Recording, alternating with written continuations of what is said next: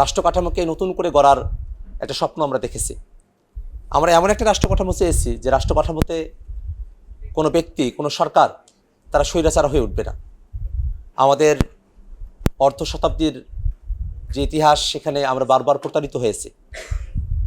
সেই প্রতারণা এখনো পর্যন্ত রেশ আমরা শেষ করতে পারি নাই।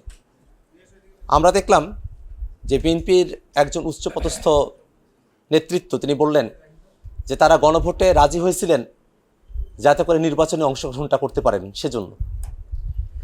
এই বক্তব্যের মধ্য দিয়ে গণভোটের প্রতি বিএনপির দলীয় কমিটমেন্ট, তার নড়বড়ে অবস্থাটাই প্রকাশ পায়।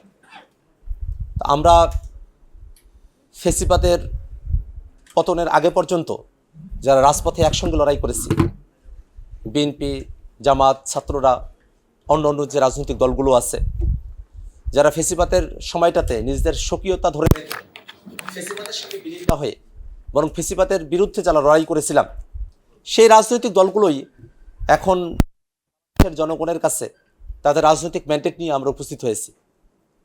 বিএনপি ফেসিবাদের বিরুদ্ধে লড়াই সংগ্রাম করে আসা একটা দল, কিন্তু 5 আগস্টের পরে বিএনপি যে ধরনের কর্মযজ্ঞের মধ্য দিয়ে গিয়েছে, বিশেষত 12 তারিখের পরে বিএনপি সরকারকে এমনভাবে সাজিয়েছে, আপনি দেখেন যেগুলো বড় রাষ্ট্রীয় প্রতিষ্ঠান এবং সাংবিধানিক প্রতিষ্ঠানগুলো আছে, সেখানকার নিয়োগের বিষয়টাতে তারা অন্তঃদলীয়করণ করার দিকে তারা অগ্রসর হয়েছে।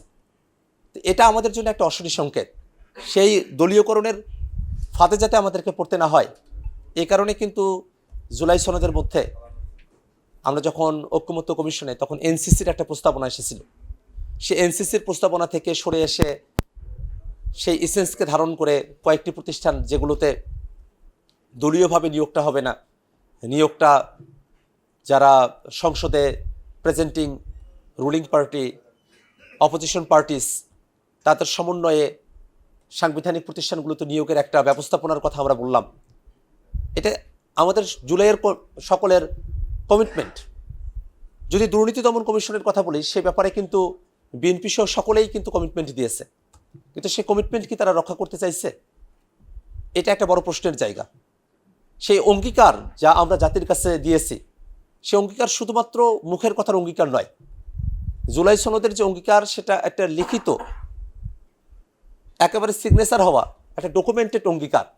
সে অঙ্গীকার থেকে যদি কেউ বিচ্যুত হওয়ার চেষ্টা করে, তাহলে বাংলাদেশের জনগণ শুধু ভোটের আগে তাদেরকে প্রত্যাখ্যান করতে, ব্যাপারটা এমন নয়, ভোটের পরেও তাদেরকে প্রত্যাখ্যান করার সক্ষমতা বাংলাদেশের জনগণের রয়েছে।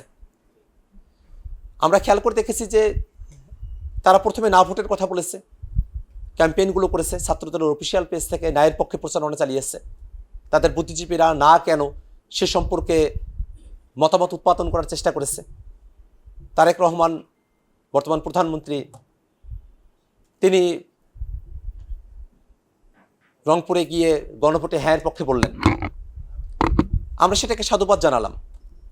কিন্তু এটা যদি কৌশলের অংশ হয়ে থাকে যে নির্বাচনের আগে বিএনপি গণভোটে হ্যাঁর কথাটা 2-1 বার উচ্চারণ করেছে শুধু জনগণকে ভোটের সময় পর্যন্ত নিবৃত্ত রাখার জন্য, যে জনগণ যেন বিএনপির থেকে মুখ ফিরিয়ে না নেয়, সেজন্য তারা শুধুমাত্র জনগণকে প্রতারিত করার জন্য, জনগণকে শান্ত রাখার জন্য তারা গণভোটে হ্যাঁর কথা বলেছে। এটা ভেবে যে আমরা এখন নির্বাচনের আগে বিএনপি গণভোটে হ্যাঁর কথা বলবে শুধুমাত্র ভোটটা পার হওয়ার জন্য, এবং তারপরে তারা তাদের মতো করে যা ইচ্ছা তাই করবে, এমনটা যদি মনোভাব তাদের থেকে থাকে, তো আমরা তাদেরকে বলবো যে যে জনগণ ভোটের আগে তাদের সিদ্ধান্ত জানানোর সক্ষমতা রাখে, ভোটের পরেও জনগণ তাদের সিদ্ধান্ত জানানোর সক্ষমতা রাখে।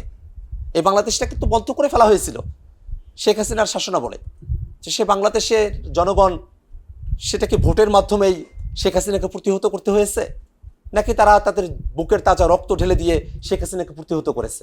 এটা তো ইতিহাসের শিক্ষা। সেই ইতিহাস থেকে কেন বিএনপির মতো একটা দল তারা শিক্ষা গ্রহণ করবে না?